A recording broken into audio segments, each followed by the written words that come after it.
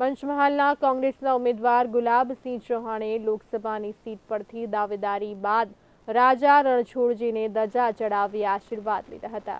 ત્યારબાદ ગુલાબસિંહ ચૌહાણે ડાકોર તેમના કાર્યકરો સાથે ચૂંટણી પ્રચારની શરૂઆત કરી હતી। સાથે ગુલાબસિંહ ચૌહાણે કહ્યું કે ભારતીય જનતા પાર્ટી વિપક્ષો ઉપર ઈડી, સીબીઆઈ, ઇન્કમટેક્સના દરોડા પાડી દબાવવા પ્રયત્નો કરી રહી છે। ત્યારે ભાજપ દ્વારા કોઈપણ ગુનાહિત કાર્ય કરાતા ઇલેક્શન કમિશનર તરફથી કોઈ નોટિસ કે પગલાં ભરાતા નથી। પંચમહાલના લોકસભાના ઉમેદવાર ગુલાબસિંહ ચૌહાણે ભાજપ ઉપર આકરા પ્રહાર કર્યા હતા। સાથે લોકસભા ઇલેક્શન જીતવા કાર્યકરોને આહ્વાન કર્યું હતું। સરકારે અમારા કોંગ્રેસનો ખાતો સીલ કરી દીધા છે અને ભાજપના જે 6 થી 7 હજાર કરોડ રૂપિયા જે ફંડ ઉઘરાવ્યું છે એને ઈડી હોય કે ઇન્કમટેક્સ હોય એના પ્રત્યે કોઈ પણ કાર્યવાહી કરેલ નથી એ પ્રજા સારી રીતે જાણે છે।